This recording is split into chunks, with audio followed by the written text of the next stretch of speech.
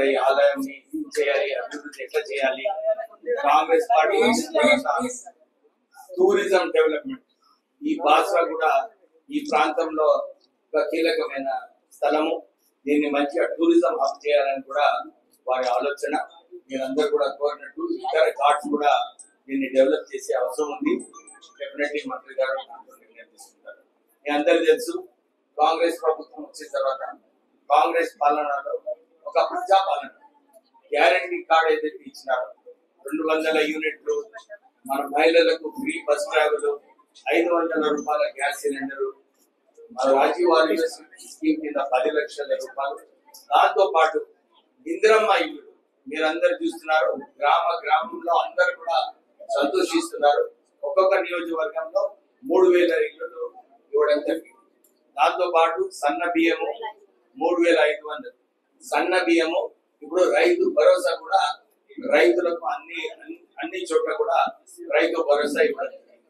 కానీ బాసరా ఇక్కడ చదువు అందరు కూడా పిల్లల్ని తీసుకొచ్చి ఇక్కడ మంచి చదువు కల్పించాలి అని చెప్పి ఇక్కడ మొక్కుకున్న తర్వాత వాళ్ళందరికీ కూడా చదువులో ధ్యాస రావాలని చెప్పి ఈ ఆలయానికి ముఖ్యమైన విషయం.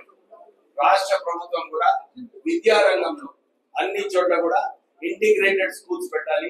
ఇంటిగ్రేటెడ్ స్కూల్స్ ద్వారా అందరికి మంచి విద్య రావాలని చెప్పి కూడా ఈ ఆలోచనతో ఖజానా ఖాళీ అయినప్పటికీ కూడా టిఆర్ఎస్ ప్రభుత్వం ఏదైతే 60,000 కోట్ల అప్పుతోనే 8 లక్షల కోట్ల అప్పు తెచ్చినప్పటికీ కూడా విద్య గురించి రాష్ట్ర ప్రభుత్వము అన్ని బడ్జెట్లలో మన ఇంటిగ్రేటెడ్ స్కూల్స్ కోసం కూడా పెట్టడం జరిగింది. దీంతో పాటు మొన్న కూడా 10,000 ఉద్యోగాలు టీచర్లందరినీ కూడా భర్తీ చేసి అన్ని స్కూళ్లలో మంచి టీచర్లు ఉండాలని చెప్పి ఆ ఆలోచనతో రాష్ట్ర ప్రభుత్వం పనిచేస్తుంది. నేను కార్మిక శాఖ మంత్రి అయిన తర్వాత మొన్న ముఖ్యమంత్రి గారితో కూడా ఇదే చర్చ చేయడం జరిగింది. గిగ్ వర్కర్స్ ఏదైతే ఉన్నారో వీళ్ళందరికీ కూడా భద్రత కల్పించాలి. వారందరికీ కూడా మినిమం వేజెస్ గా వచ్చేలాగా ఒక చట్టం తీసుకురాబోతున్నాము. దాంతో పాటు చాలా చోట్ల కూడా ఈ 5 సంవత్సరాల నుంచి టిఆర్ఎస్ ప్రభుత్వము మినిమం వేజెస్ పెంచలేదు. ఈ రాష్ట్ర కొత్త కాంగ్రెస్ ప్రభుత్వం వచ్చిన తర్వాత మన కేబినెట్ మీటింగ్ లో ముఖ్యమంత్రితో చర్చించడం జరిగింది.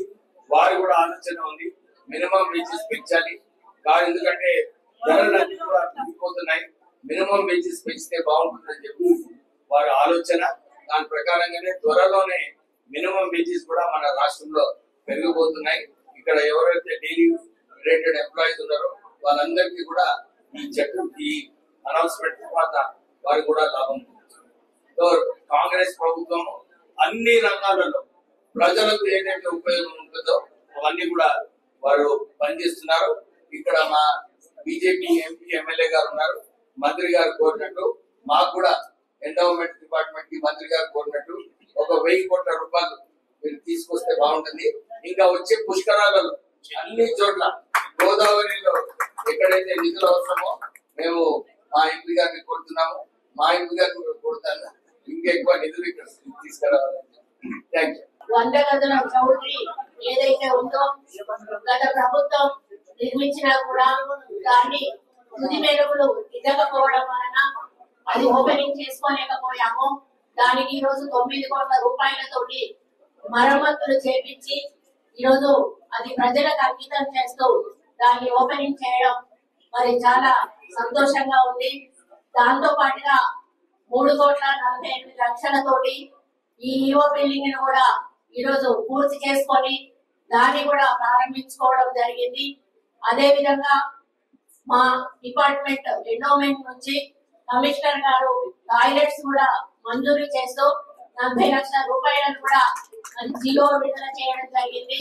అదే విధంగా ఇంకొక 1 కోటి రూపాయలు కూడా ఏవైనా అవసరం ఉంటే మరి దాన్ని ఇక్కడ ఈఓ గారు ప్రతిపాదిస్తే దానికి కూడా నిధులు మంజూరు చేయడానికి మేము సిద్ధంగా ఉన్నాము అని చెప్పడానికి నేను హ్యాపీగా ఫీల్ అవుతా ఉన్నాను.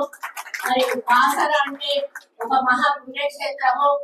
మరి మహాభారత యుద్ధం తర్వాత వ్యాస మహర్షి వచ్చి ఇక్కడ తను ప్రశాంతంగా తపస్సు చేసుకుందామని ఒక గుహలో ఉన్నప్పుడు ఆయనకు రోజు ఒక జ్యోతి కనిపిస్తూ ఉండేది. కల్లో కనిపిస్తూ ఉంటే ఆయన చాలా కొంచెం మామూలుగా సీరియస్ గా తీసుకోలేదు. అలా ప్రతినిత్యం కూడా కనిపిస్తున్న సందర్భంలో మరి ఒక రోజు ఆ జ్యోతితో మరి మాట్లాడితే ప్రతిస్పందిస్తుందా అని చెప్పి ఎందుకు నువ్వు రోజు కనిపిస్తున్నావు అన్నప్పుడు ఆ జ్యోతి కూడా స్పందించి మరి ఇక్కడ ఒక మరి శక్తివంతమైనటువంటి ఆలయ నిర్మాణం మీ చేతుల మీదుగా జరగాల్సి ఉంది, అందుకే నేను కనిపిస్తా ఉన్నాను, ఆ బాధ్యత మీది కాబట్టి ఇక్కడ నిర్మాణం జరగాలని కోరినప్పుడు మరి ఆయన మనసులో ఒక ఆలోచన వచ్చి రోజు గోదావరి నుంచి ఇసుక తీసుకొచ్చి మరి ఒక దగ్గర కుప్ప వేస్తున్న సమయంలో ఆ ఇసుకలోంచి ఆవిర్భవించినటువంటి స్వయంభూ అమ్మవారే ఈ రోజు మనం పూజిస్తున్నటువంటి బాసర అమ్మవారు. అది బాసర అసలు మరి ఇక్కడ మన పక్కన ఉన్నటువంటి మహారాష్ట్ర ప్రజలకి ఆ అక్షరం పలకరాకపోవడం వలన దాన్ని బాసరగా మరి ఈ రోజు మనం పిలుచుకుంటా ఉన్నాము. మరి పక్కన అంటే శక్తులు ఉన్నటువంటి ఆ ప్రాంతం ఇది.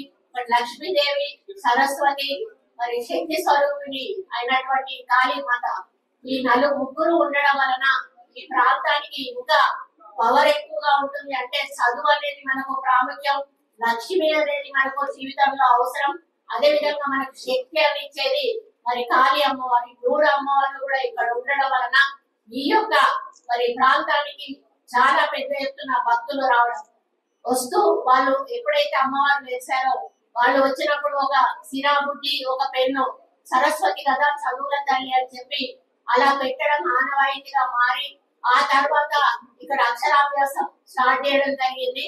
మరి ఎక్కడెక్కడి నుంచో చిన్న పిల్లలను తీసుకొని వచ్చి పెద్ద ఎత్తున భాషల్లో అక్షరాభ్యాసం చేస్తే మా పిల్లలు మంచి చదువులు చదువుతారు, ఉన్నతమైన స్థానానికి ఎదుగుతారు అని చెప్పి ఒక నమ్మకంతో మరి ప్రజలు ఇక్కడికి ఎప్పుడు వస్తా ఉంటారు.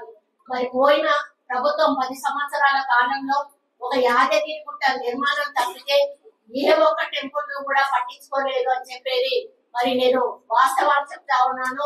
మేము ఏ గుడికి వెళ్ళినా కూడా కనీస అవసరాలు కూడా కల్పించినటువంటి ప్రభుత్వం. తెలుగులో ఫాస్టెస్ట్ న్యూస్ ఇప్పుడు కొత్త అవతారంలో 5 సెకండ్లోనే పూర్తి వార్తా సమాచారం మీ చేతిలో.